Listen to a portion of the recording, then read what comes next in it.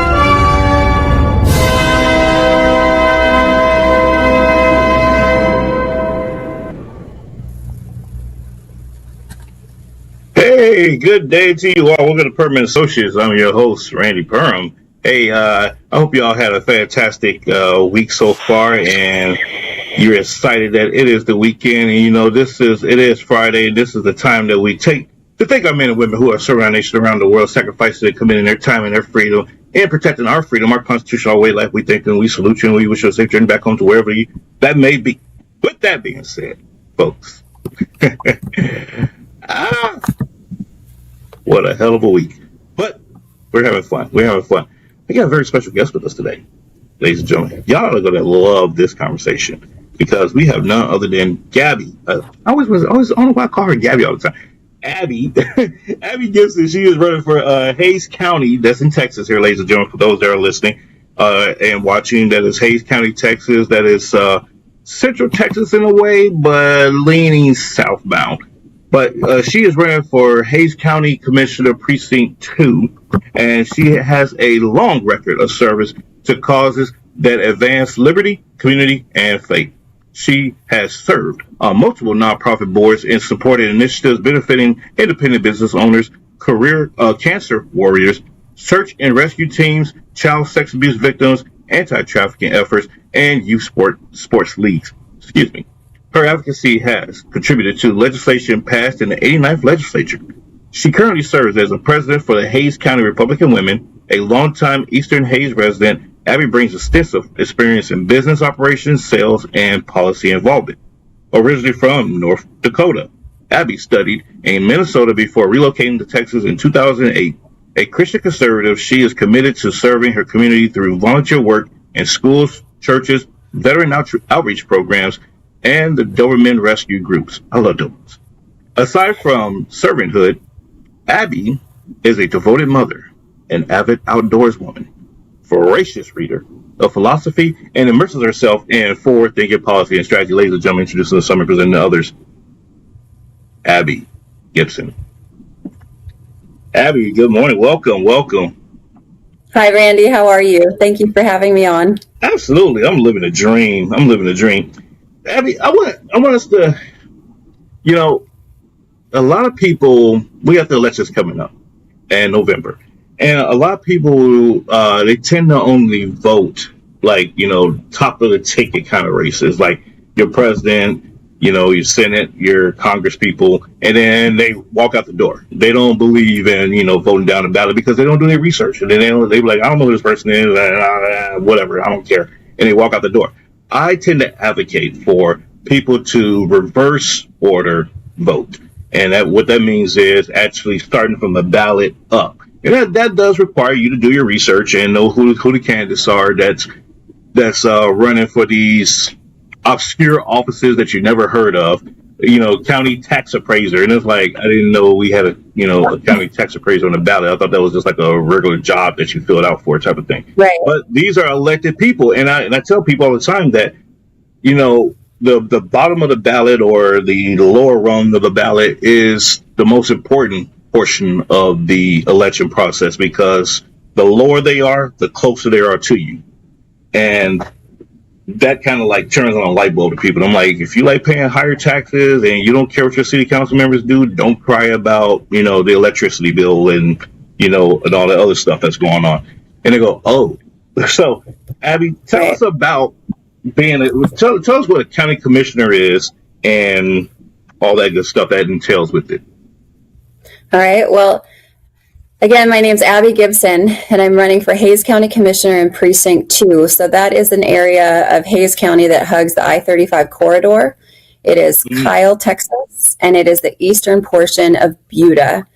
And what a county commissioner does is those positions touch every single property owner and taxpayer in the county, the decisions that they make. They set the tax rate, they determine the budget for every single county department.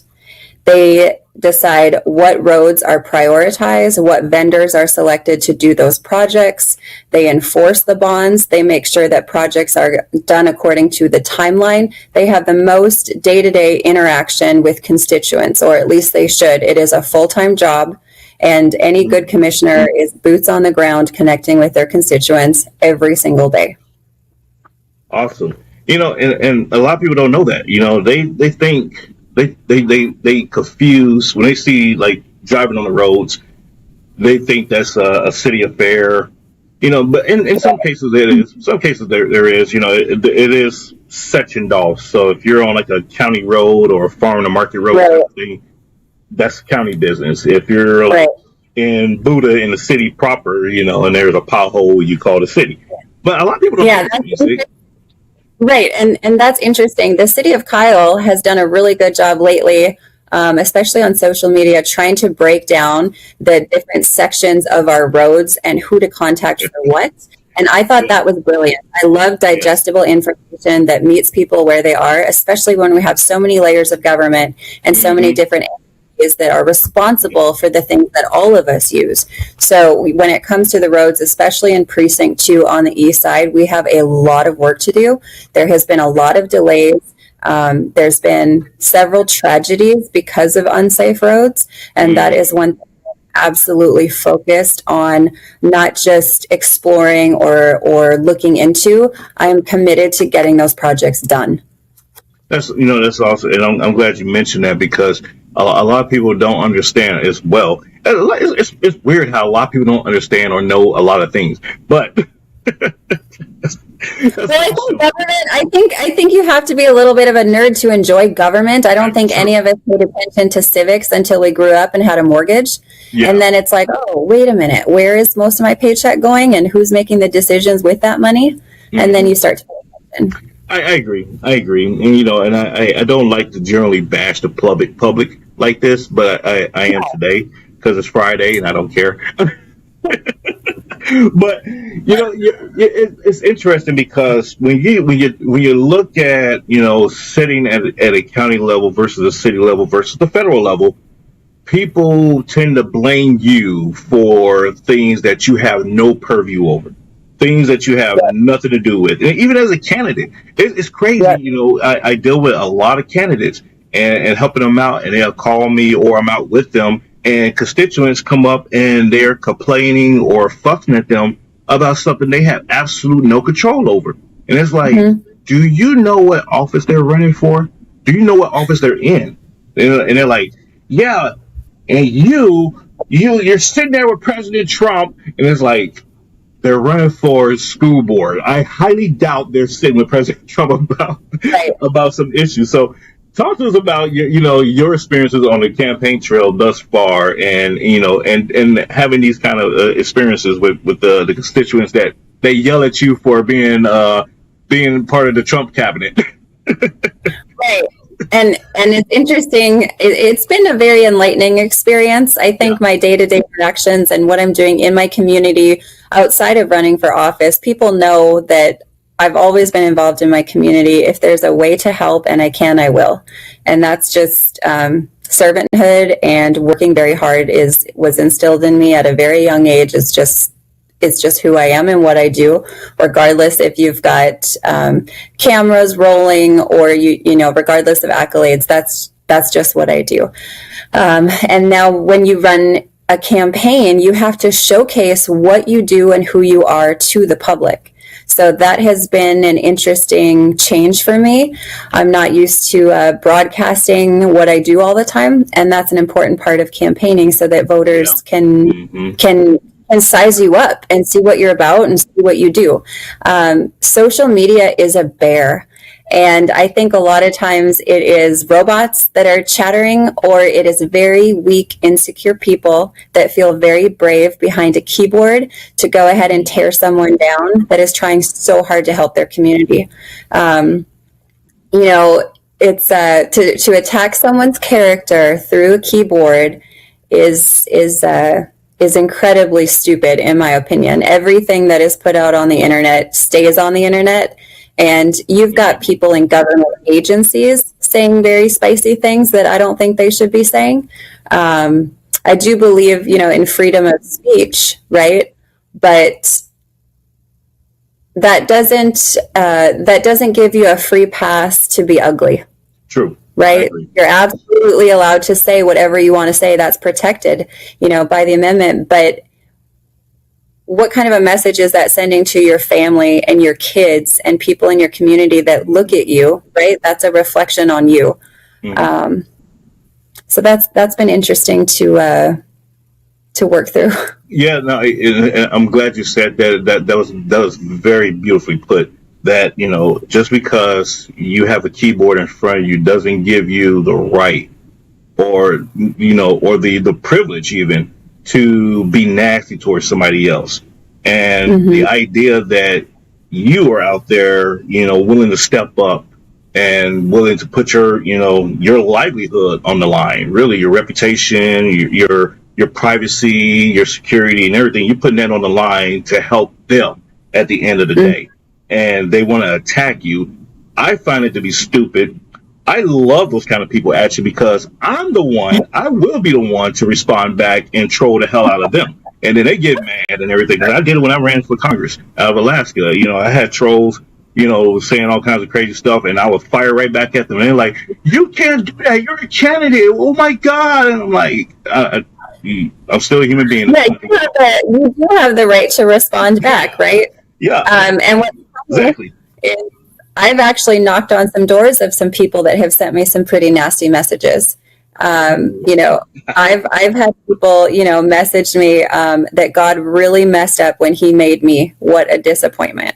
I've had people say, we need more politicians executed is what we need. And this is right here in Hays County. This is small, rural Hays County. We're growing, but the temperature of not even politics, the temperature of ugliness. And I was talking with a friend of mine about how do you shift that how do you move that ship, right? I think something fractured society during COVID, where we removed some of the humanity we have for each other.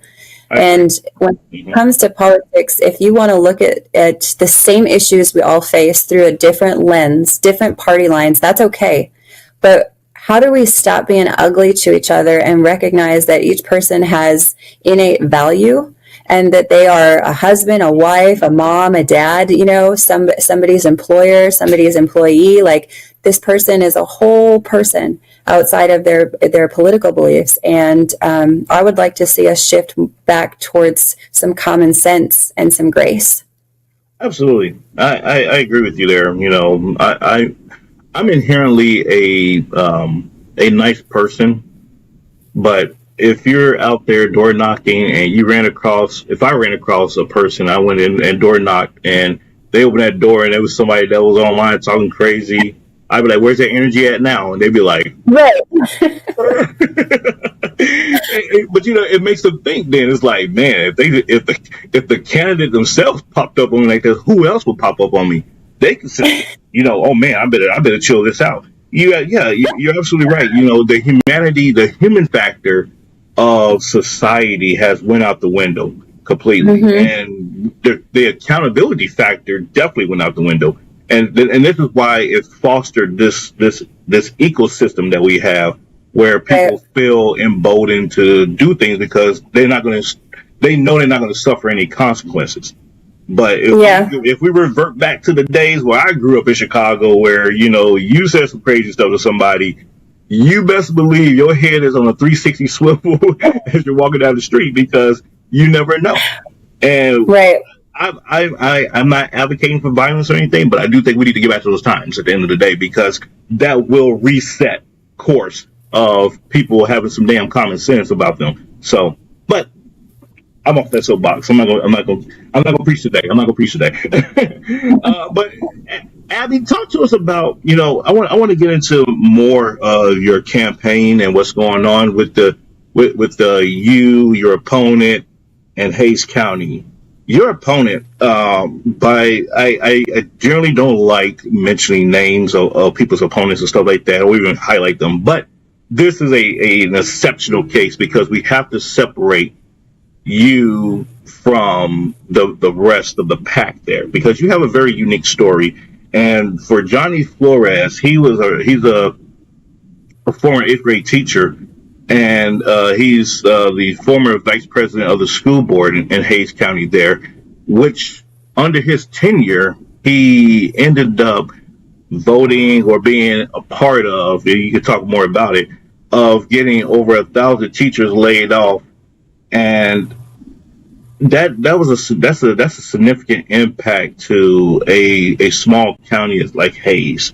Hays is next to Travis County, ladies and gentlemen, for those that don't know. And if you want to learn more about Hays County, or even Abby's campaign, you go to abbyforhays.com and you can look at the layout. She got some stats there. Over 1,000 teachers. That's like a quarter of the workforce for Hays. That's not, I'm joking, but like in the sense of the impact of how small the county is, and the impact that has on families and the children. And your opponent, he's part of that construct. Talk to us about like the issues that's going on in Hays County from a county commissioner perspective that you can help impact with that. Right. So that was a really, really bad, unfortunate thing that happened with our local school boards. They had to make some very tough decisions due to budget constraints. And my opponent was part of those decisions, and 1,000 families were impacted by either teachers getting laid off or stipends being stripped. So those are hard decisions to make. And I think there has to be some background information as to what could have prevented that choice. And when it comes to county commissioners, you are in charge of a lot of employees, and you need to handle that budget in a very fiscally conservative way, especially with the 90th legislative session coming and the discussions growing about shrinking municipal government. So the 90th legislative session, they are very focused on how they can reduce or restrict cities, school boards, counties, because of this runaway taxing that we're seeing across the state. Mm-hmm. So I think that if we're, as far as my opponent goes, he's on the Democratic ticket. He's had an elected office as on the school board. I would say we probably have about the same. Maybe I've got a little bit more when it comes to policy advocacy. I did have policy that was passed in the 89th legislative session. I've just been doing work behind the scenes. And he might be a great person. He might have great character. I do not personally know him. What I'm focused on is the facts and the voting record and the impact in the community. And does that, does that directly translate to county government? And do I have faith that he can do that well? I think it's me every time that will beat him out on that. And that's with my experience, in business operations. That's with my experience in policy. That's with my experience of working across the aisle, of having friends and family of every faith, religion, creed, you name it. I think all of those attributes are going to support and transition very well into a county commissioner position. No, you're absolutely right. Policy, understanding policy and how it works, crafting policy and everything else, that is paramount to running any organization, and especially elected office where you're representing several hundred to several thousand voices, and to just say, "Oh, I'm a Democrat and I'm fighting for undocumented kids," because he talks about that. And then turns around in the same breath and says that I'm for the rule of law, and this is like, square that peg for me there, buddy. But I want to get your, I'm gonna play a clip here of your opponent, and I want to get your thoughts in the back end. But that's going to take all of us coming together and moving forward together in this election in the general. And I do have an opponent that is a Republican. And some of the issues, I think, align with those very people that do want to erode our local control and take our values away. So I hope we can move forward together. Again, thank you to the Hays County Democrats and for all that you do, but I appreciate it. Thank you so much. Thank you, guys. He says, I have a Republican opponent whose views align with those that want to take away our livelihood. In a nutshell there. And I'm glad I just said he's probably a nice guy and he probably has good character. Okay. I don't dispute that. He probably does. He has a nice looking family and everything else. So I'm sure. I'm not sure who wears. No, never mind. But talk to us about, okay, what is it that you want to take away from Hays County, the residents of Hays County? What is it that you want to take away? What is it that you want to destroy that he's talking about? Because he didn't go into any specifics. He just says my opponent is a Republican and aligns with the ideas of taking away stuff from you. Right. So I think, for the record, I do not want to destroy values in Hays County, and I don't want to do anything detrimental to families here. My focus is, the number one thing for me is going to be fiscal conservatism, especially during budget season. People are paying attention. Every cent matters when you own a property or a business, even if you're paying rent. That trickles down to increased costs. And from Hays County to nationwide, people are feeling the effects of increases in taxes, right? So that is number one. As a single mom that's worked 3 jobs her whole life, I know exactly how to manage a budget. I know exactly what it means to have needs over wants, and I would like to see more of that in government. The government money is not a Christmas wish list. It's taxpayer money. It's my neighbor's paycheck. And we need people in office that can be good stewards of it and recognize that.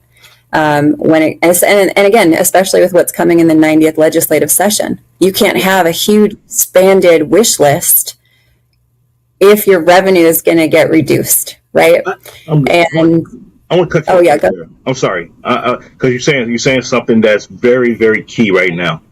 The 90th legislative session is coming up, and one of the biggest, I guess you say, the legislative priorities on the Republican Party side is eliminating property taxes. And as a county commissioner, that's one of your pinnacle focal points is dealing with property taxes, setting the rates and everything else. Talk to me about, or us, because Hays County needs to know this. I don't. I'm in Travis County. It's going to be a shit show regardless of what happens. They're going to find a way to tax us. But talk to us about, if we pass eliminating property taxes or reducing property taxes, as a county commissioner, how will you navigate that, in terms of, dealing with the budgets and everything else, because that is a significant amount of revenue to, have, come in, and you disperse that out to other resources and what have you. Talk to us about that if you can.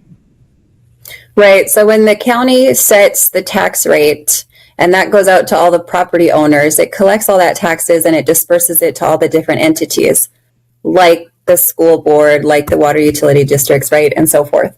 If the 90th legislative session passes a ban on property tax, that is going to be incredibly interesting for municipal government that relies on those taxes to fund everything that they're doing. From what I understand, And what the governor is campaigning on is that it will happen in phases.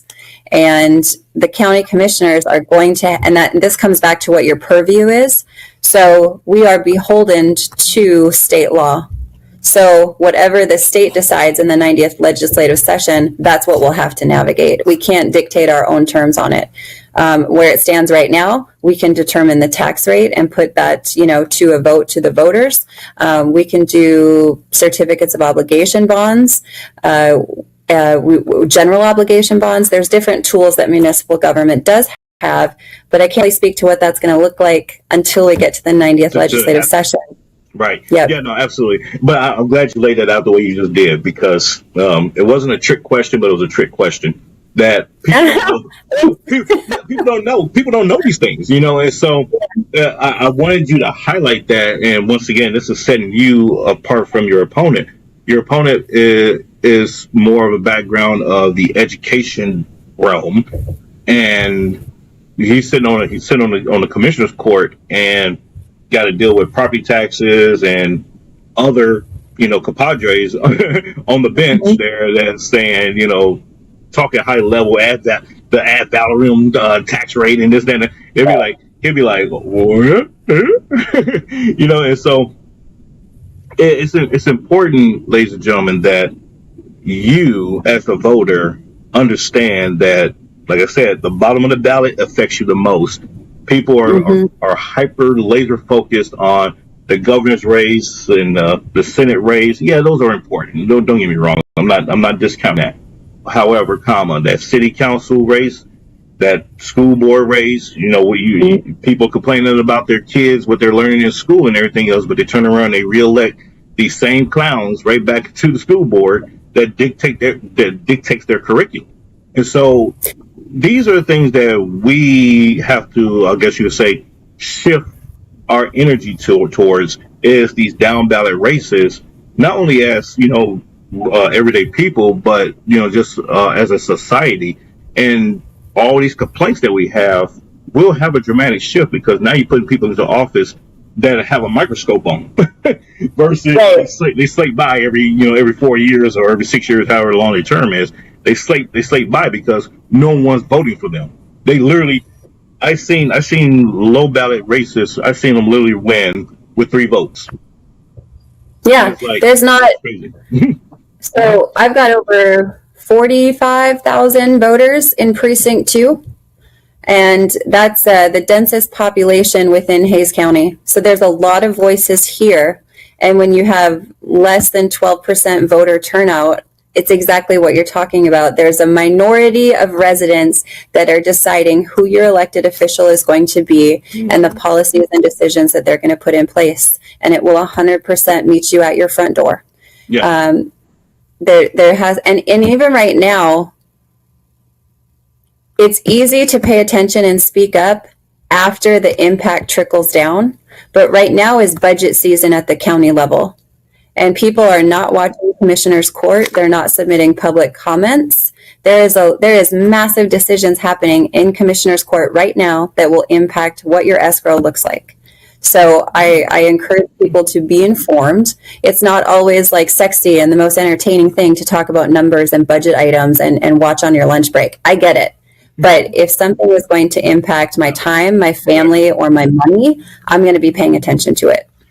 Abby, you're absolutely right. And Abby, I want you to talk about that, because once again, a lot of people I talk to, they're like, a commissioner's court, like, what are you talking about? They miss that. They hear it in passing. You hear county judge, and you're thinking a county judge is the person that's dealing with court cases, traffic tickets, and speed, and that little cocaine bust that happened and whatnot. They think that's the county judge, and then the commissioner's court is like, oh, it's a county commissioner. All they deal with is just the water bills and whatever else that's going on. Right. They don't know. They don't mesh the two entities together and realize, like, oh, this is like the city council, but it's the county council. And I had to explain that to somebody. I was like, I said, think of the commissioner's court like the city council, but at the county level. And they're like, oh, yeah, okay, it's layers, right? It's Yeah, Mhm. it's layers, and that's from your mud district. We've got several mud districts out in Buda, so that's a micro layer of government that determines what happens in your neighborhoods. You've got your utility districts, and there's boards of people that are appointed to determine what your water rates are. There is your school board that determines how much your administrators are going to get paid, how many positions they're going to have, if they have to lay off or hire teachers. It's operational and administrative, and it's just different levels. So when you're looking at city council, we've got some major stuff going on in the city of Kyle and in Buda. We've got elections. Your elections for city council will be on the same ballot that my name will be on. And there's going to be a lot of people turning up to vote for those positions, which is fantastic. And above city council, you have the county. So a lot of times the county will work in tandem with the state of Texas and with the local partners, which is your cities, your municipal districts, your water districts. And I view the position almost like a liaison, but it's a very important position. You have got to have good relationships up and down in the government layers, because you need support. If we have an emergency here in Hays County, we need to have good relationships with federal partners so that we get support. We need to have good relationships with the state, especially coming up in the 90th legislative session. We need to have good relationships with the cities when it comes to roads and infrastructure. We don't want to have everything ready to go on a project and then a city say, "Oh, that's our plat," and never mind, we're going to hold off on that. Or, you have to have a pulse on what's going on in every layer so that you can deliver to the taxpayers and the residents a completed project.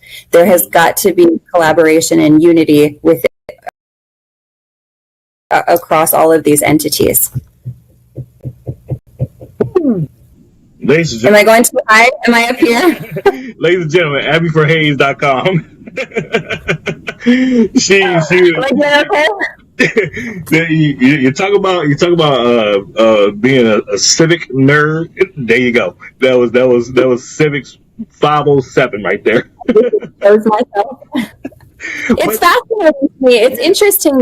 And I love learning, and I love being involved. And again, if it's anything impacting my time, my money, or my family, like, I am zeroed in on that. And these decisions, I've been in Hays County for over 10 years. I've seen good governance. I've seen not so good governance. And we have paid for it, good or bad. Yeah, and you're absolutely right. And that's the thing, is that that level of fidelity and granularity you just laid out, the everyday person like myself, although I pay attention to it because I'm in politics as well, but I don't think about it like that. I don't. It's not like a spinning wheel in my head. It's just kind of like one of those bypasses. And I say, okay, yep, all right, the commissioner's court is going on today. Who cares? And keep it moving. And I'm more concerned about what the legislature is doing, because it's going to affect what the commissioner's courts do. But that's the thing, is that like to your point. You said 45,000 residents in just precinct 2 alone, ladies and gentlemen, Hays County, 45,000 residents with a voter turnout rate of 12%, not 12,000, 12%. I'm gonna let y'all do the math on that. I failed all 4 years of math in high school, and I had to do some strange things with some change to get out of that. So, but.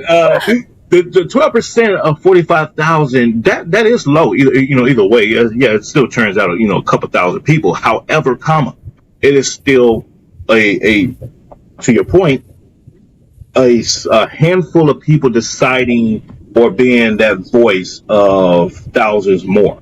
And and typically, and I hate to say it like this, but typically, who turns up at these kind of elections are Democrats.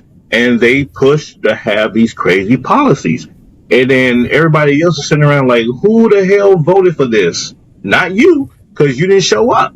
So that's the problem that we have, is that the people who are complaining are not the ones that's doing the work. Well, and when things get passed, it's not that it was a landslide majority. No. Exactly. It's the majority of who showed up, right?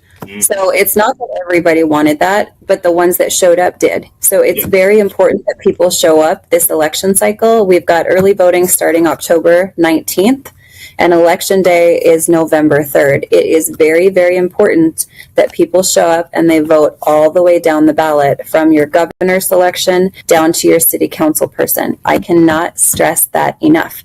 And don't wait till it's too late to vote for people that are going to, keep your taxes low or reduce your taxes.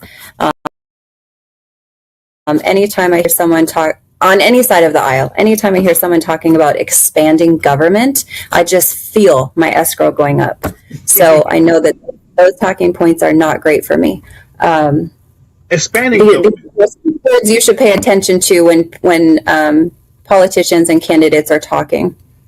Yes, expanding government. I'm glad you brought that up because I hear that quite often too. And you got these DSA candidates that are winning.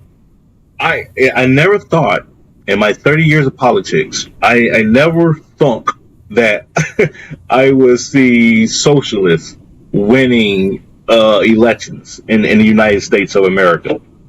Now, when I lived in Germany, Italy, yeah, that's kind of like their thing over there. That's kind of like the norm.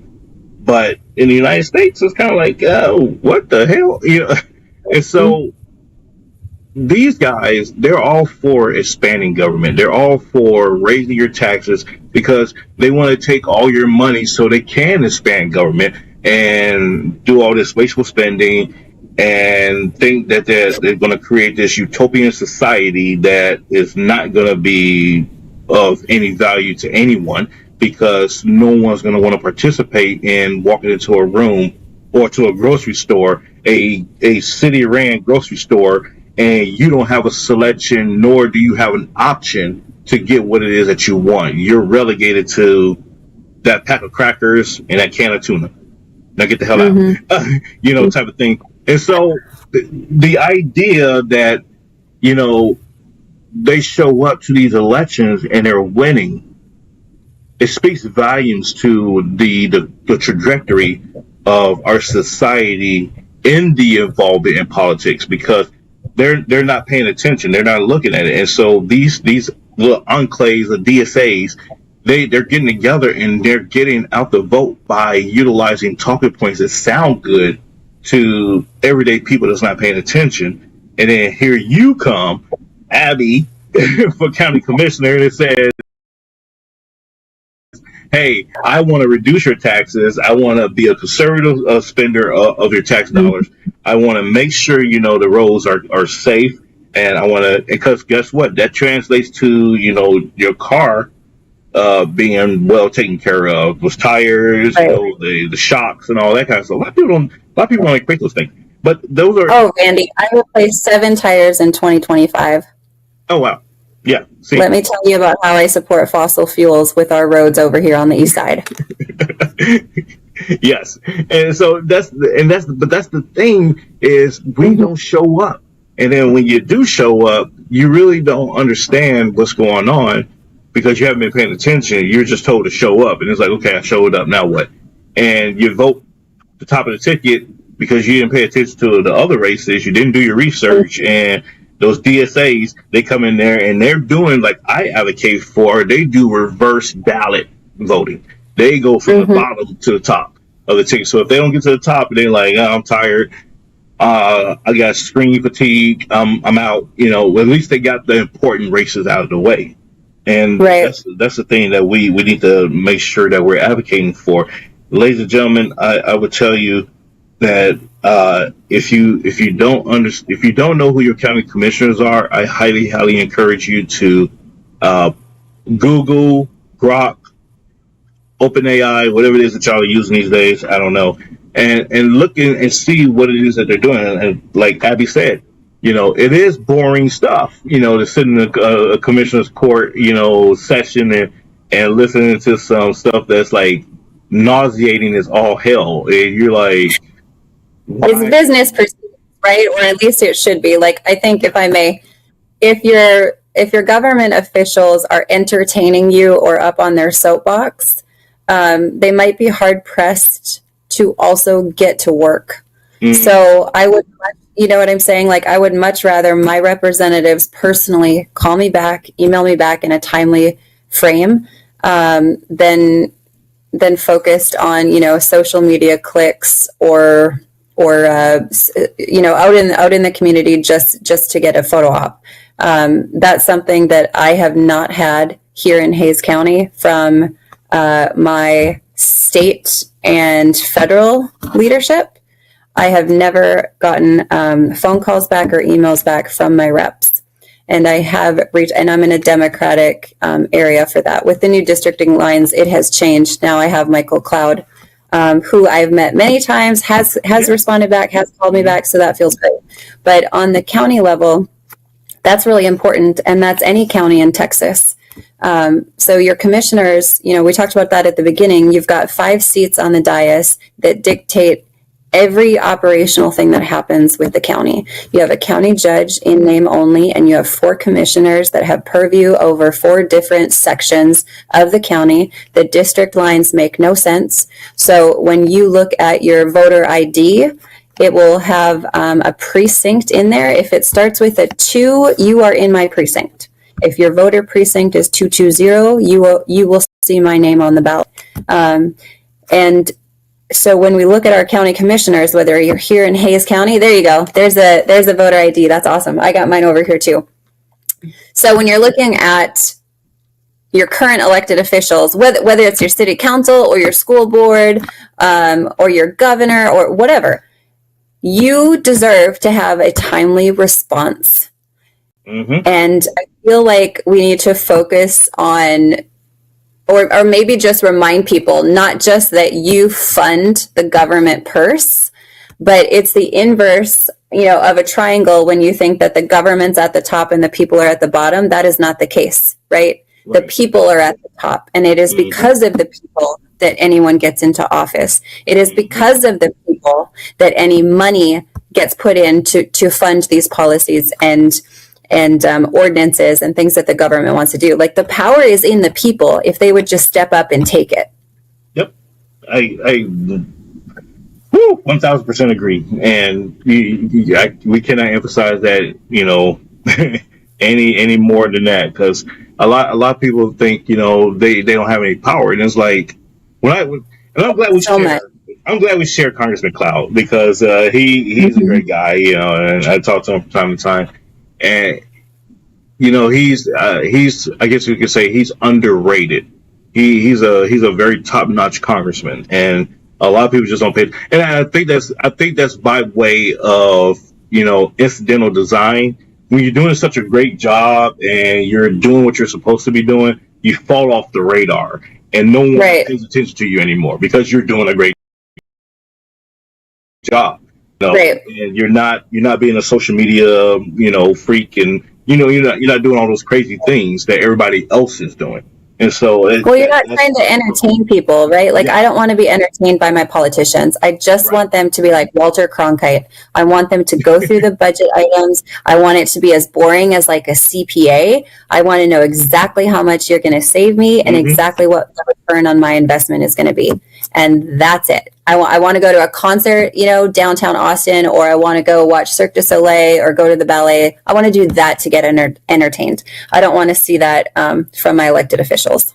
Absolutely. Abby, I'm going to let you go. I'm going to let you get out of here. I know you got better things to do than sit here and talk to me all day. Tell people where they can follow you and support you. Randy, I can't thank you enough for letting me have time with your audience. I really appreciate it. I appreciate your candor and the authentic conversation we were able to have today. I hope your listeners got to learn a little bit more about civics and my campaign. You guys can find out more about me at abbyforhays.com. And I could use your help on November 3rd by making sure every person you know in Kyle and Buda gets to the ballot. Thank you. Absolutely. Ladies and gentlemen, it is extremely important that you get out, vote, or call people in Hays County. Help her. Matter of fact, that is your task today. It's Friday. You know, we're getting off work early. That is your task today. Pick up the phone book or get on social media and tag people that live in Hays County and say, hey, y'all make sure y'all vote for Abby and donate to her. and turn out the vote. We got Yep. 70 some days left, before early voting, something like that. So 69 days. 69 days. Yeah, there we go. See, she's a numbers person. I told y'all 4 years of high school math. I didn't get there. Abby, thank you so much once again. You be safe out there, have fun, and we'll talk to you soon. You too. Thanks a lot, sir. Absolutely. Take care. Ladies and gentlemen, Abby Gibson, running for Hays County Commissioner Court Precinct 2. Commissioner, what did I say? Hays County Commissioner. Yeah, Hays County Commissioner. There we go. That's what I was trying to get to. Precinct 2. That's Texas for my national and international audience there. You can go and check out her website, Abby for Hays. That's AB for the listeners. ABBY, not AEY. And it's not Gabby, it's Abby. ABBY for Hays.com. And that 4 is spelled out FOR.com. forhays.com. AbbyForHays.com. Donate. Follow social media. She has a very, very awesome social media campaign going. Very, very educational, very enlightening. You will enjoy it. And for folks, it is Friday, of course, and this is the time that I bounce up out of here a little early, and I do have another show to jump onto. So I will catch you all later. Be safe. God bless, and ciao, ciao. I hope you enjoyed today's program. You can follow, like, share, subscribe on Spotify, Substack, Rumble, YouTube, Facebook, and your news. And also, you can download Let the Truth Be Told app on your favorite platforms, such as Fire Stick, Apple TV, and Roku. Take care. God bless.